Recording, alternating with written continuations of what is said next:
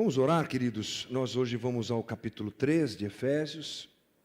Você vai acompanhar no telão tudo, mas pode acompanhar também na tua Bíblia. Vamos orar. Nosso Deus, pedimos ao Senhor graça e misericórdia neste momento, que o Teu Espírito que habita em nós se movimente em cada coração, em cada vida, que a começar da minha, para que aquilo que o Senhor quer nos revelar através da palavra aconteça, e nós tenhamos o nosso coração aberto, nossa mente aberta, para ouvirmos a Tua voz através da Tua palavra.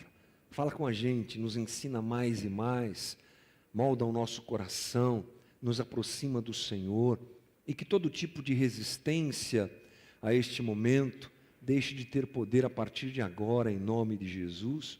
Nos rendemos aos Teus pés, e eu te peço, me ajuda nessa conversa, como sempre, na minha incapacidade, na minha limitação, ela não seja instrumento para impedir aquilo que o Senhor quer fazer. Nos ajuda, contamos com a Tua graça e misericórdia, a nossa oração, Senhor, em nome de Jesus. Amém.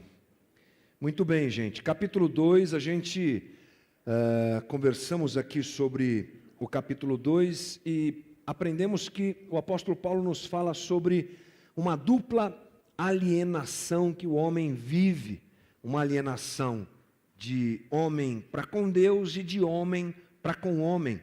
E o capítulo 2 foi um grande instrumento para a comunidade aprender como Jesus foi instrumento de Deus para resolver essa questão, para nos aproximar uns dos outros, quebrando barreiras raciais, culturais e todas as demais barreiras, juntando homens debaixo da sua graça, e Ele fez isso através da sua morte sacrificial na cruz, e é claro, fez também a reaproximação, a interligação, novamente podemos dizer assim, entre o homem e Deus. As dois movimentos de alienação que o homem que recaíam sobre o homem foram eliminadas por Jesus Cristo lá na cruz. Ok? Nós conversamos sobre isso e Paulo agora ele entra numa conversa bem interessante. Ele está falando aos Efésios, ele está falando a nós, mas ele para nesse momento aqui no capítulo 3, ele dirige a sua conversa agora falando de si.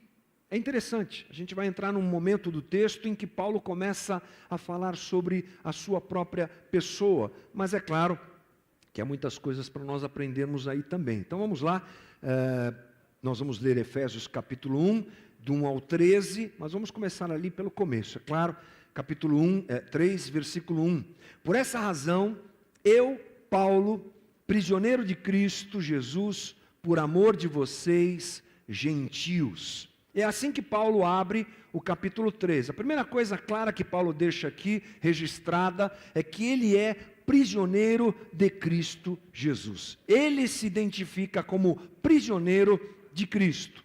Isso abre ao nosso entendimento de que Paulo, ele sabia que a sua vida estava nas mãos de Deus. Porque Paulo literalmente estava preso numa prisão domiciliar por mando do Império Romano. Foi de onde ele escreveu essa carta de Efésios aos Efésios e outras cartas da prisão, aliás, é o nome desse conjunto de cartas. Paulo havia sido preso pelo Império Romano. Talvez fosse então de se esperar que Paulo dissesse: eu que sou prisioneiro de Roma, que sou prisioneiro de Nero. Mas ele não diz isso, ele diz: eu sou prisioneiro de Cristo Jesus. Paulo, portanto, tinha uma plena convicção e consciência da sua total dependência de Deus.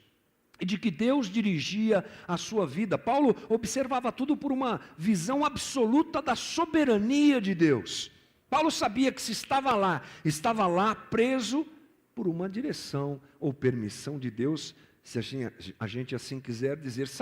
Paulo sabia que Deus controlava tudo e o seu coração estava em paz nesse sentido. E aí ele começa a dizer uma coisa interessante na sequência, a razão da sua prisão. Ele diz ali no versículo 1, por amor de vocês, gentios, ou seja, eu, Paulo, prisioneiro de Cristo Jesus, por amor de vocês. Paulo está preso pelo amor que ele tem aos gentios. aos não-judeus, lembrando quem são os gentios. Ele está preso por pregar aos gentios. Talvez isso serviu, essa fala de Paulo serviu para apaziguar o coração questionador lá do pessoal dos Efésios. Paulo está preso, com certeza essa informação rodou por todas as igrejas onde Paulo, de alguma maneira, tinha participação, e igrejas como a igreja em Éfeso, uma igreja que foi formada, criada a partir da pregação de Paulo, eram pessoas que tinham um carinho muito grande por ele. Talvez o coração daqueles homens aflitos quisessem saber, mas o que é que ele fez? Ele pregou o evangelho aos gentios. Ele já está dizendo, eu estou preso aqui porque eu preguei o evangelho, eu estou preso por pregar que os gentios foram reconciliados com Deus e reconciliados com os judeus para formar um corpo só em Cristo Jesus. E Paulo, nós sabemos, foi enviado para fazer isso.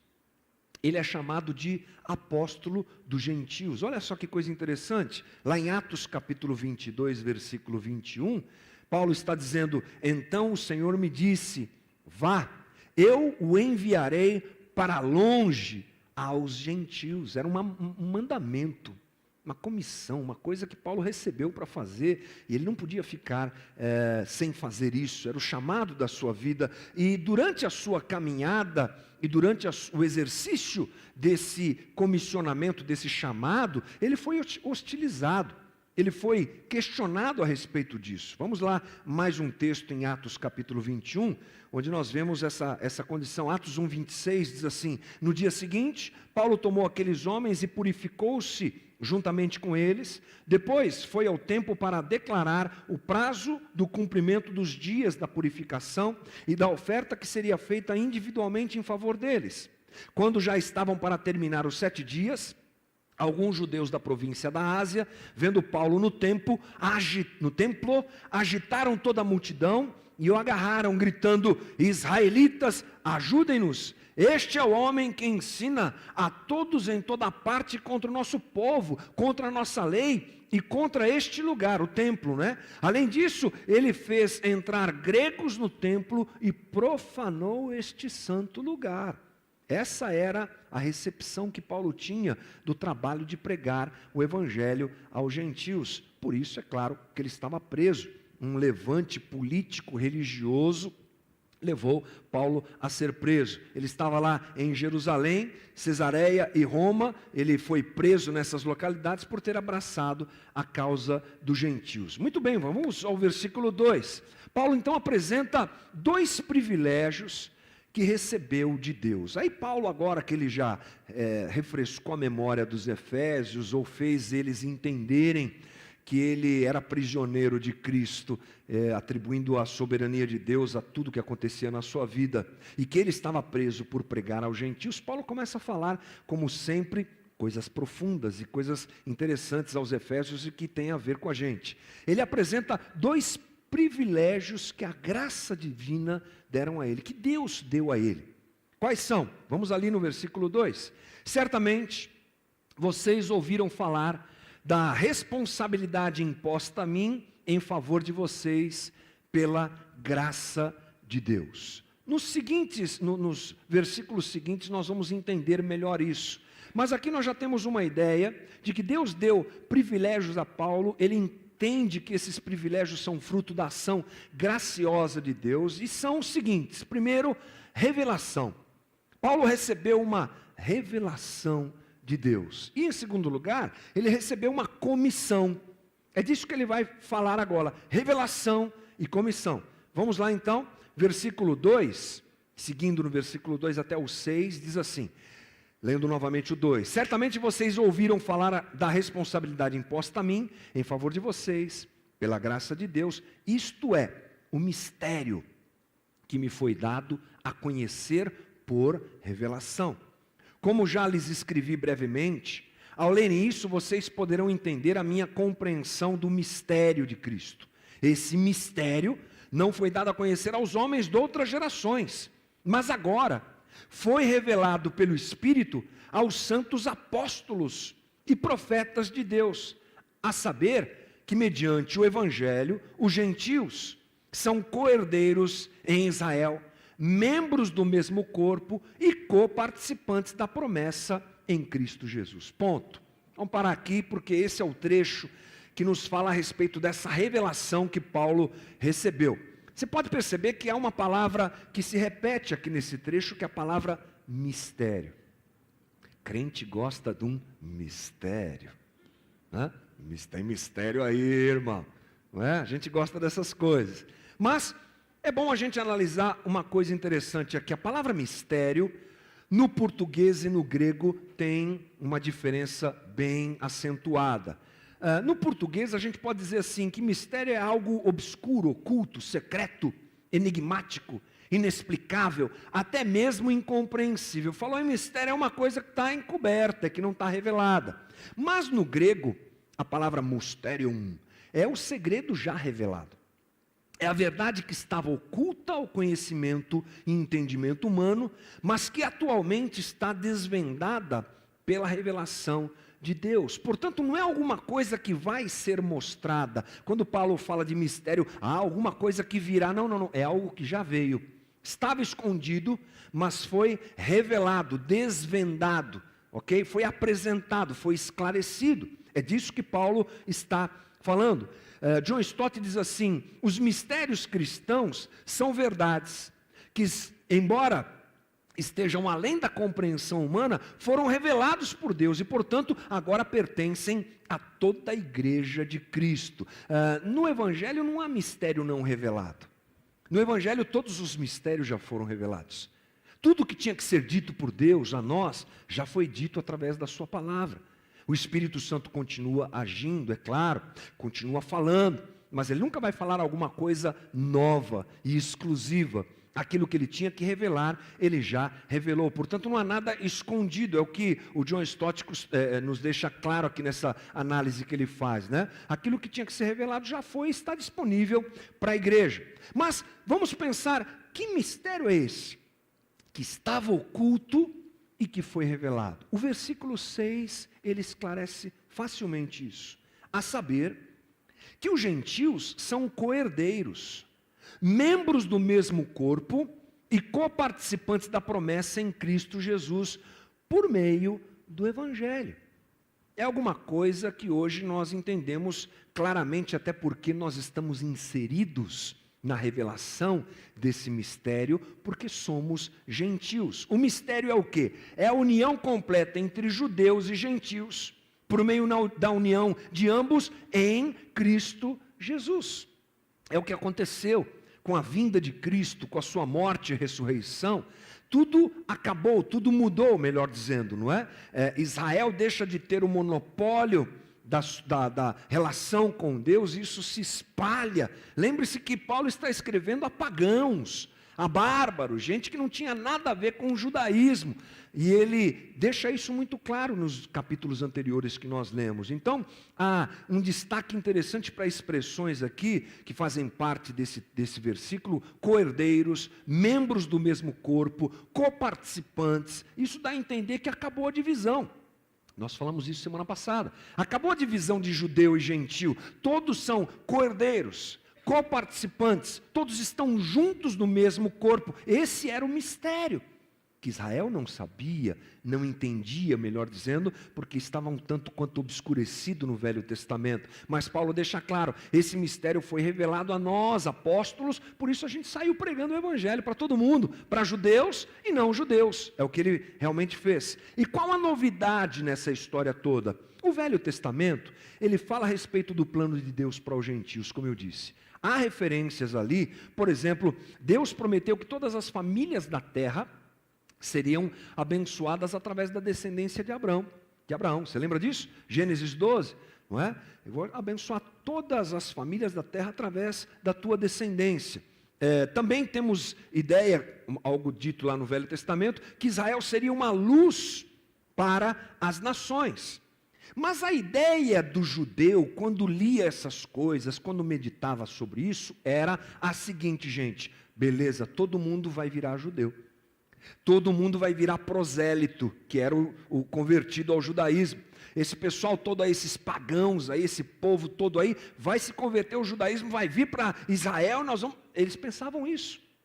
não é? Eles nunca imaginaram que o Estado teocrático de Israel seria dissolvido e acabaria, que Israel não teria mais Deus como seu dirigente maior, dirigente supremo. Não, eles não imaginavam isso. Uma nova nação surgiria, agora não só de judeus, mas de todos aqueles que se convertem ao Evangelho de Jesus Cristo, inclusive nós. Essa nova nação é o reino de Deus, essa nova nação é o corpo de Cristo, essa nova nação é a comunidade de Deus, essa nova nação é a igreja de Jesus Cristo. Deus agora não opera mais sobre Israel especificamente, nem trabalha sobre Israel de forma teocrática, como Deus exclusivo de Israel, mas não, ele abre isso para todos, todo mundo, inclusive nós aqui no Brasil, e nós nos colocamos debaixo dessa condição. Uma nova comunidade interracial, a igreja, o corpo de Cristo. Sobre isso, Hernandes Dias Lopes diz: judeus e gentios seriam incorporados em Cristo em sua igreja, em igualdade, sem distinção. Essa união completa entre judeus, gentios e Cristo era radicalmente nova, e Deus revelou-a a Paulo, vencendo o arraigado preconceito judaico. Pronto, esse era o mistério. Esse é o mistério que Paulo recebeu e que espalhou através da pregação do Evangelho. Olha, pode ter certeza de uma coisa: quando a gente vai tratando com a figura de Paulo, percebendo quem ele era, quais eram os seus valores, o tanto quanto que ele era apegado e devotado ao judaísmo, essa obra só podia ser feita pelo Espírito Santo.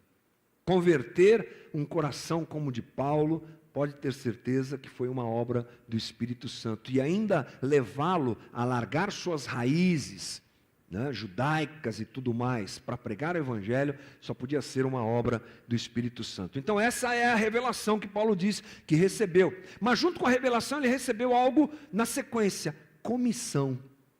Diferente de você ter conhecimento e ter algo revelado a você, Paulo diz que ele recebe também uma comissão com essa questão da revelação que lhe foi dada. Vamos seguir ali no versículo 7, que diz assim: do qual fui constituído ministro, conforme o dom da graça de Deus a mim concedida, segundo a força operante do seu poder.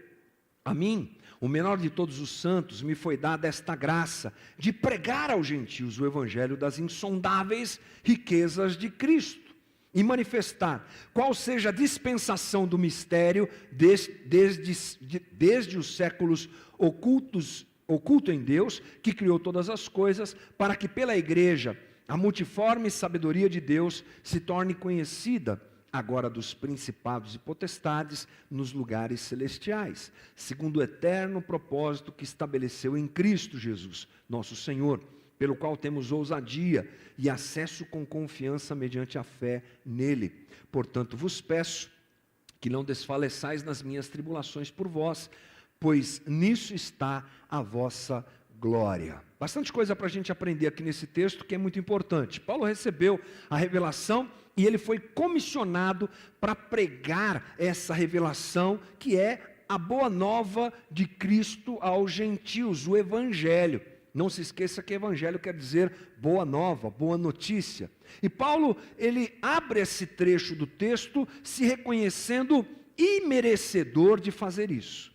Ele sabe que o negócio é profundo, grandioso, é um privilégio incrível que Deus deu a ele, e ele narra aqui nesse trecho a sua visão de ser imerecedor.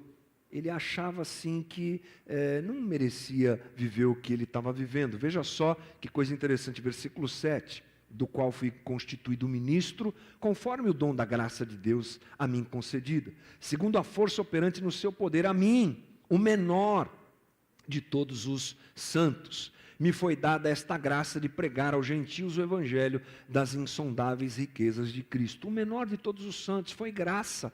Paulo, se é uma coisa que você percebe na figura de Paulo, e cabe a nós analisarmos, trazermos isso à nossa conversa, a sua consciência a respeito do seu passado. Quem ele era, como Deus foi misericordioso em salvá-lo, em abrir os seus olhos. Vamos dar uma olhadinha lá em 1 Coríntios 15, 9, que diz assim: porque eu sou o menor dos apóstolos, que mesmo não sou digno de ser chamado apóstolo, pois persegui a igreja de Deus. Você se lembra da história de Paulo, né? Perseguidor dos cristãos, ele olhava para isso e se sentia indigno de fazer o que fazia, de ser comissionado como Deus o havia comissionado. E também lá em 1 Timóteo 1,13, a mim, que noutro tempo era blasfemo e perseguidor e insolente, mas obtive misericórdia, pois o fiz na ignorância e na incredulidade. Paulo então tinha uma plena consciência da sua condição. E inclusive alguns historiadores, alguns estudiosos dizem, quando ele diz ali no versículo 8, a mim, o menor de todos os santos, há uma probabilidade de ser um trocadilho bem interessante, porque o termo, a palavra Paulus, no latim, quer dizer pequeno. E a história diz que Paulo era baixinho. Então parece que ele fez um tipo de trocadilho, alguma coisa tipo assim, pequeno no nome, baixinho, pequeno na moral, espiritualmente inferior a todos. Ele pega todas essas informações e coloca no texto de maneira a deixar bem claro, eu sei quem eu sou. Eu sei que eu não merecia estar fazendo o que eu faço. Eu sei que é pura graça de Deus. Não havia hipocrisia nas suas palavras, mas consciência, que é uma coisa muito importante para nós, ok? Paulo divide esse privilégio de divulgar o Evangelho, dessa comissão, em 3 coisas importantes que vale a pena a gente pincelar aqui na nossa conversa. Primeiro, ele diz que pregar aos gentios o Evangelho das insondáveis riquezas de Cristo. Olha só o que diz o versículo 3, é isso mesmo, foi-me concedida esta graça de anunciar aos gentios as insondáveis riquezas de Cristo. Ou seja, Paulo foi comissionado para pregar aos gentios e anunciar boas novas. A palavra usada por ele aqui, anunciar, é a palavra grega para evangelho. É a palavra similar à palavra evangelho, da mesma raiz. Então Paulo, ele foi chamado para anunciar o evangelho, para pregar o evangelho. Agora ele diz que é um evangelho das riquezas insondáveis de Cristo.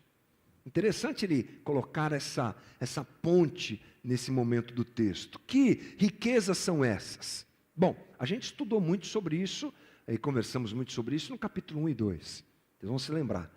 As riquezas e a profundidade do Evangelho de Cristo, que na verdade foge à nossa total compreensão.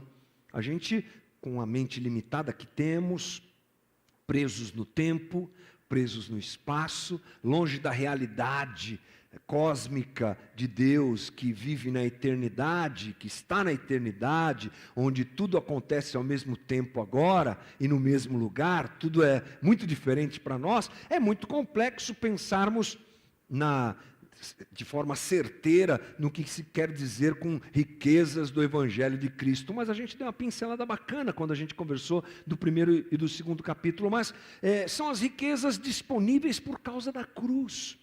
O que a cruz nos proporcionou, o que Cristo nos deu, não pode ser comprado, adquirido por mérito nenhum, mas nos foi dado pela graça de Deus, ressuscitarmos em Cristo Jesus, sairmos das trevas para a maravilhosa luz, nos juntarmos a um reino, a um povo, e daí muitas outras coisas. Sobre isso, John Stott, tentando sintetizar o que a gente está dizendo, diz assim, as riquezas de Cristo são inescrutáveis, inexploráveis, incompreensíveis, inauxeríveis, ilimitadas, impercrustáveis, incalculáveis.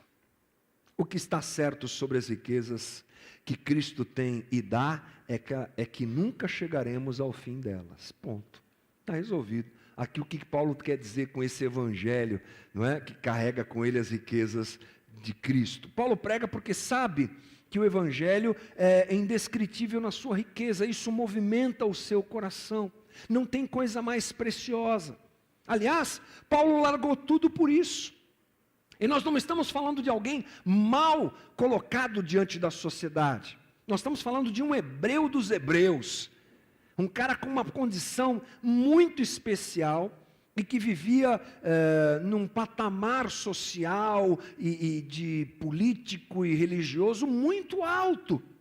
Mas Paulo joga tudo isso fora, ele mesmo dizendo que era esterco, que não significava nada para ele, e ele vai pregar o evangelho de Jesus Cristo aos gentios. Por quê? É óbvio, porque Paulo, pesando na balança o que ele tinha, quem ele era, o que o cercava, a sua história, e o evangelho de Jesus Cristo, ele percebeu que o evangelho era, sem dúvida nenhuma, superior a tudo que ele tinha.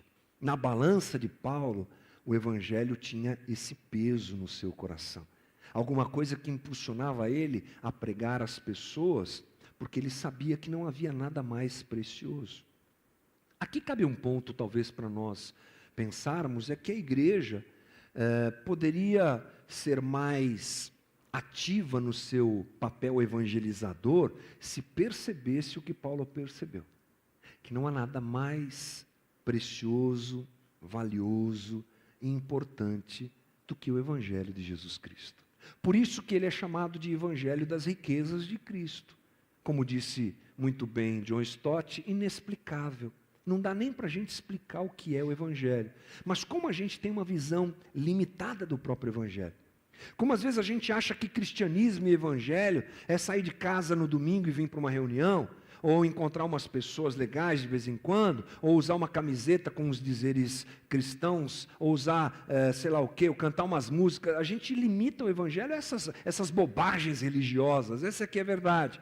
Por nos faltar compreensão do maior, compreensão do mais profundo, compreensão da riqueza do evangelho de Jesus Cristo, é que a gente às vezes não prega esse evangelho.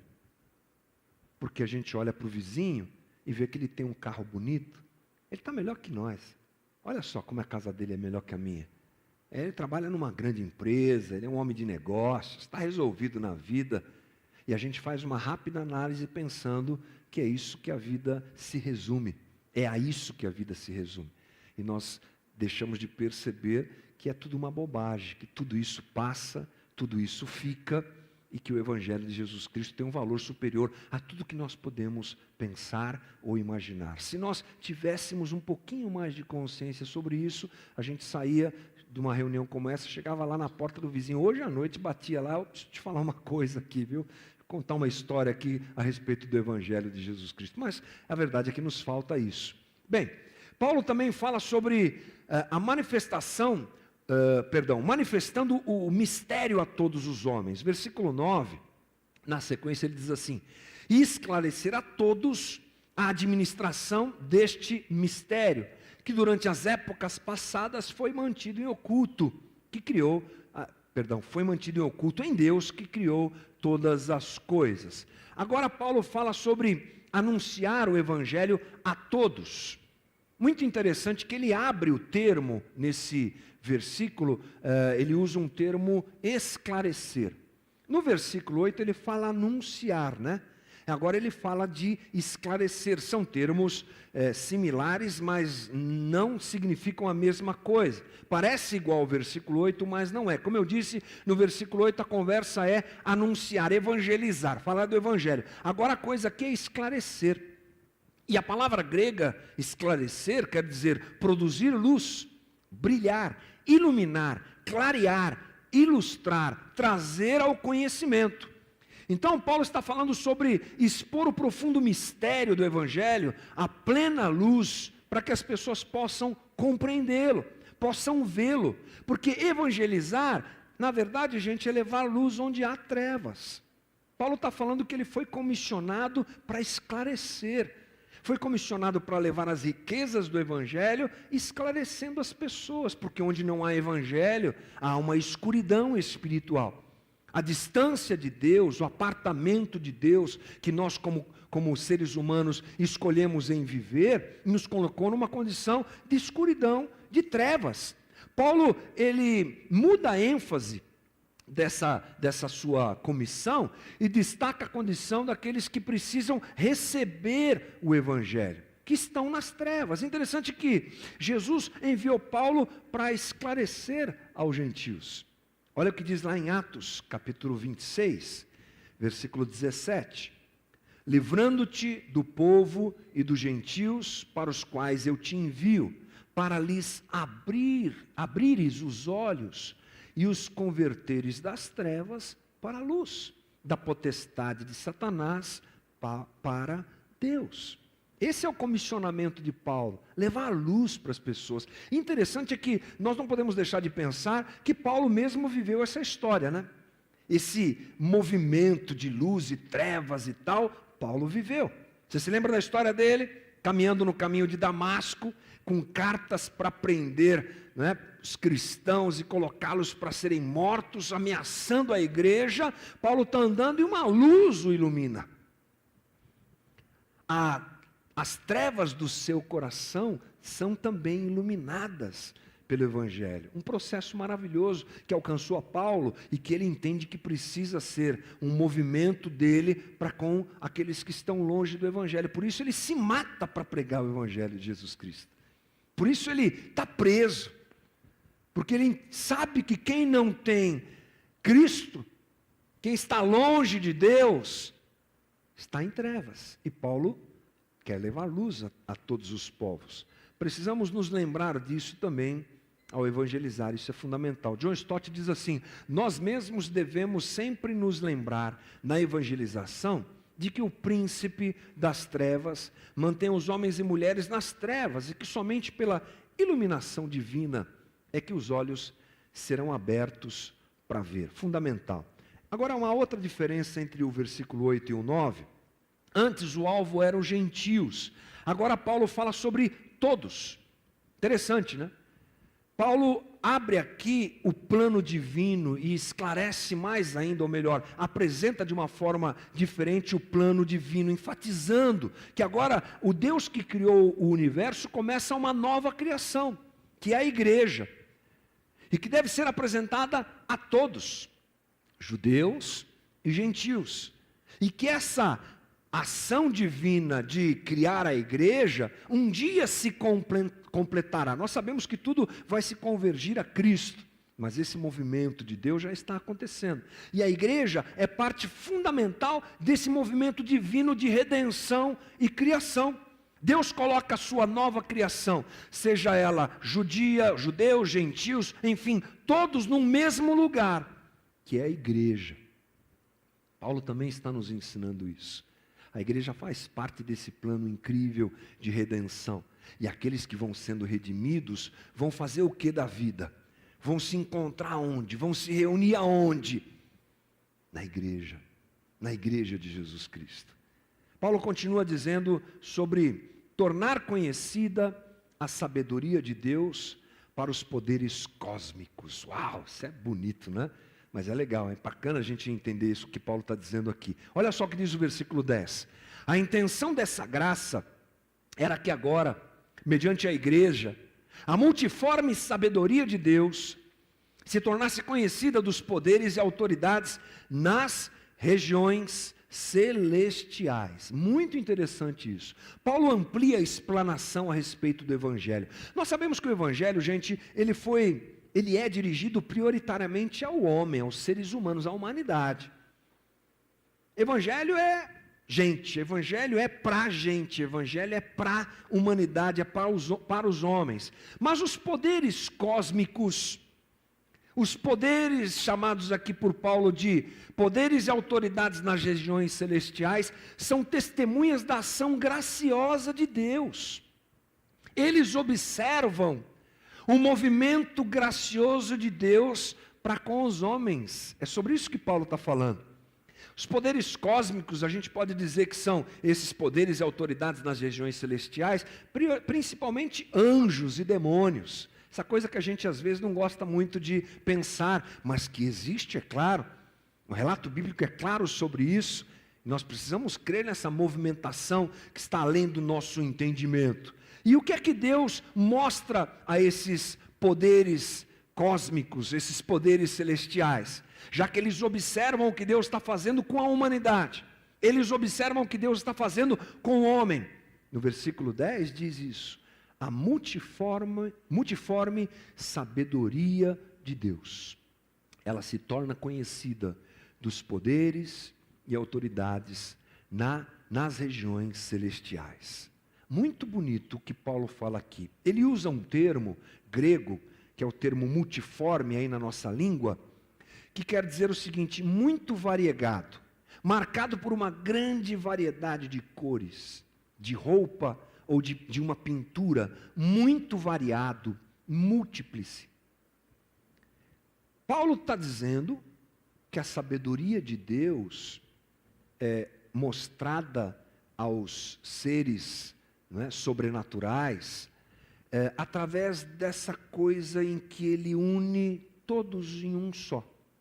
E para Paulo explicar isso, ele usa esse termo que tem a ver com tapeçaria, tem a ver com arte, tem a ver com pintura, tem a ver com cores, com roupas. É um termo grego bem amplo nesse sentido. E ele está dizendo o seguinte: na multiplicidade da igreja, Deus mostra a sua sabedoria e graça. No fato de nós sermos tão diferentes uns dos outros e estarmos dentro da igreja, Ele apresenta a esses poderes celestiais a sua misericórdia e graça. No fato de nós sermos cada um de um canto, cada um de um jeito, cada um de uma forma, cada um de nós que tem uma história, vem de um lugar, outro vem de outro, e outro vem de outro, é maravilhoso. Somos uma colcha de retalhos muito bem feita por Deus. É como se no céu Deus dissesse: anjos, vocês estão percebendo o que eu estou fazendo?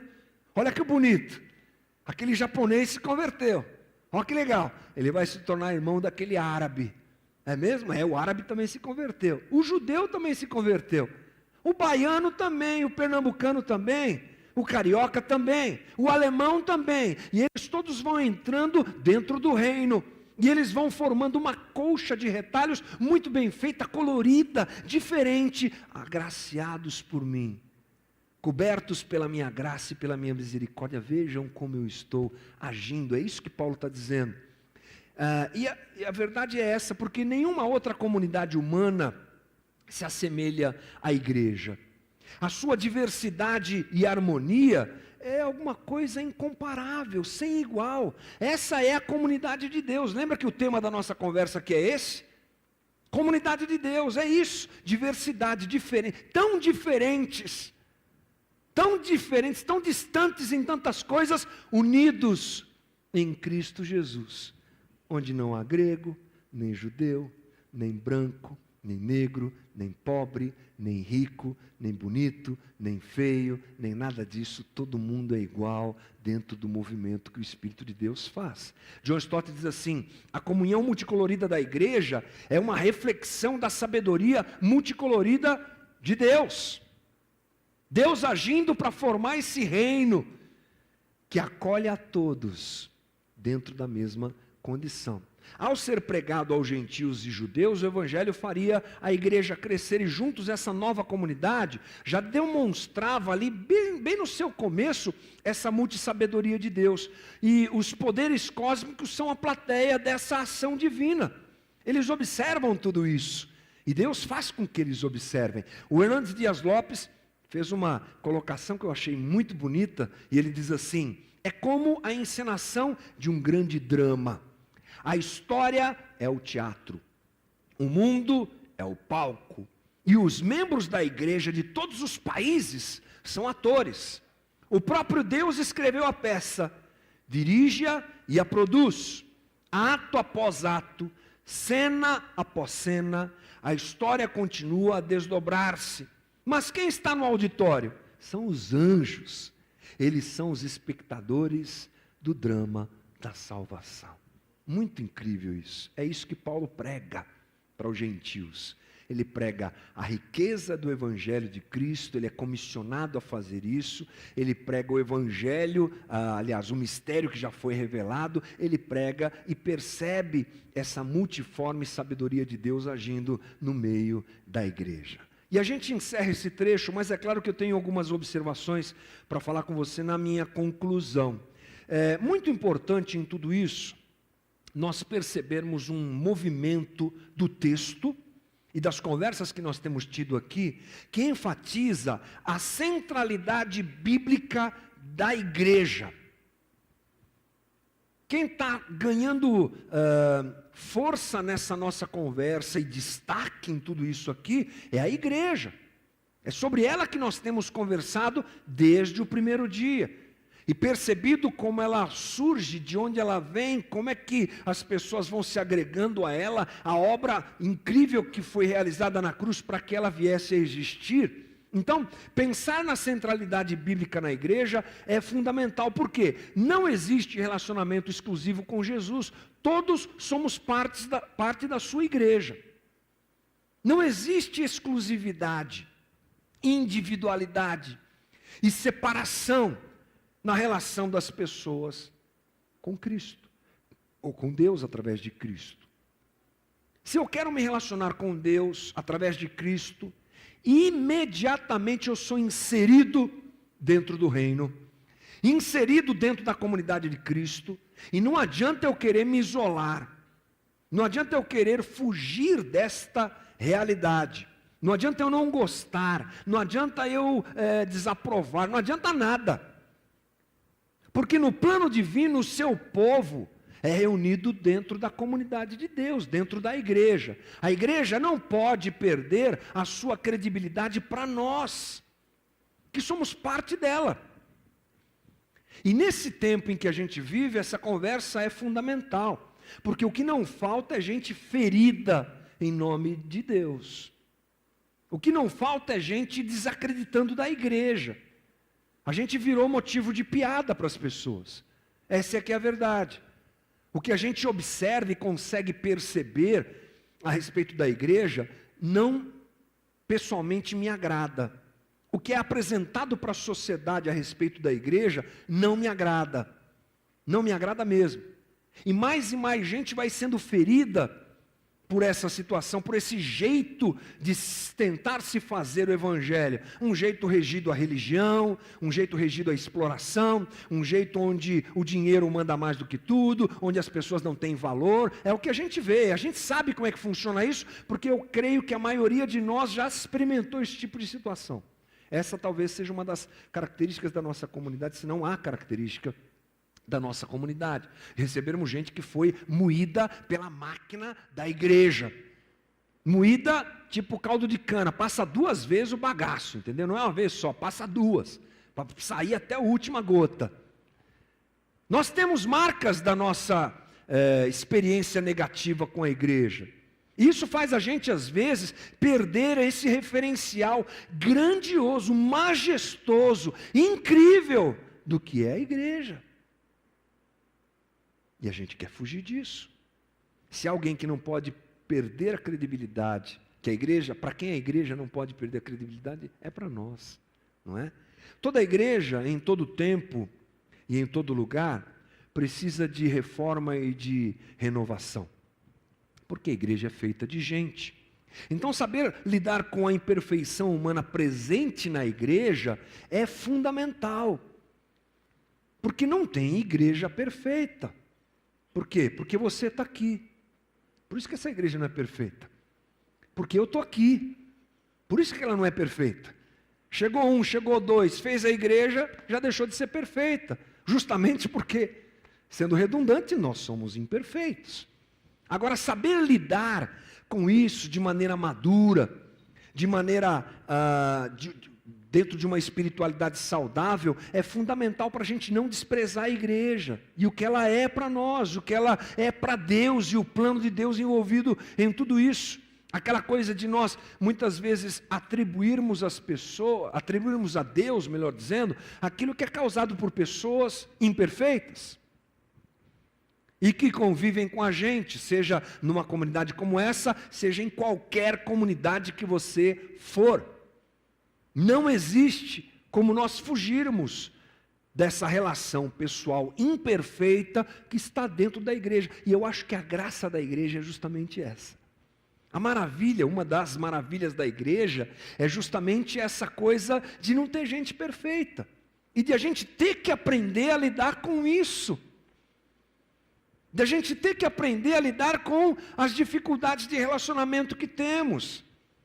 Porque sempre vai ter uma dificuldade para a gente enfrentar. Mas se nós não formos maduros nisso, a gente despreza esse grande plano de Deus. A igreja, ela precisa estar na nossa mente num lugar claro, ela ocupa um lugar central na história. Ela ocupa um lugar central na história, é disso que a gente está falando, gente.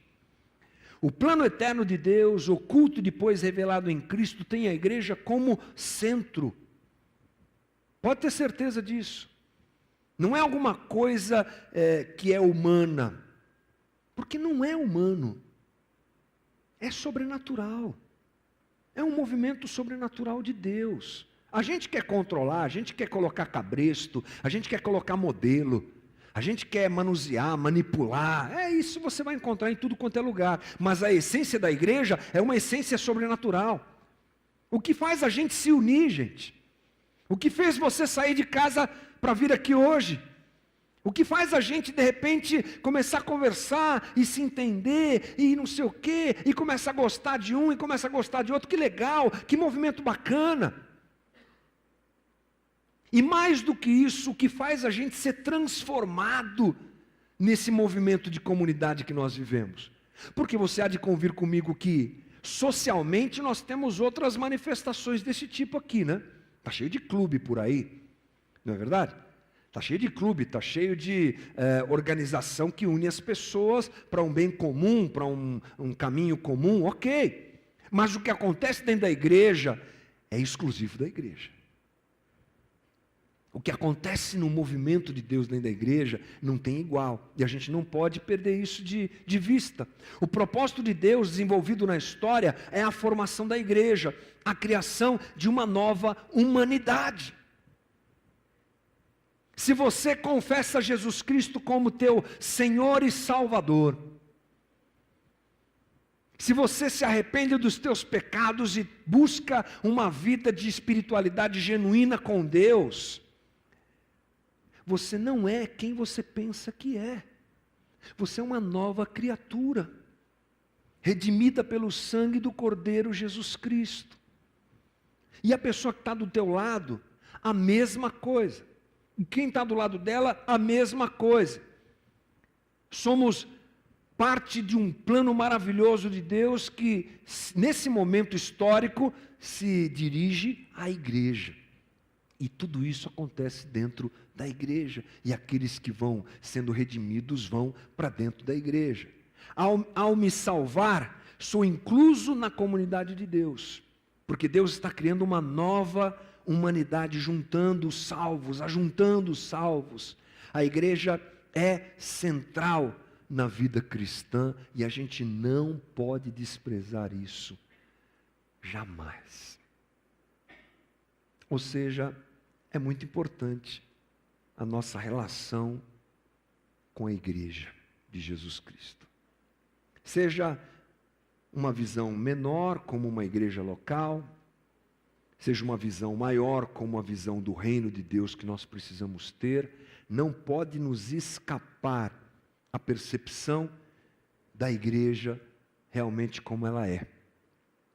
A gente não pode desprezar isso jamais. E que Deus se movimente dentro de nós, que haja em nós um desejo que esse movimento aconteça, para a gente perceber mais e mais a importância da igreja, e a importância da nossa participação dentro da igreja, e a importância desse movimento de Deus para salvar as pessoas e fazer a obra que Ele está fazendo.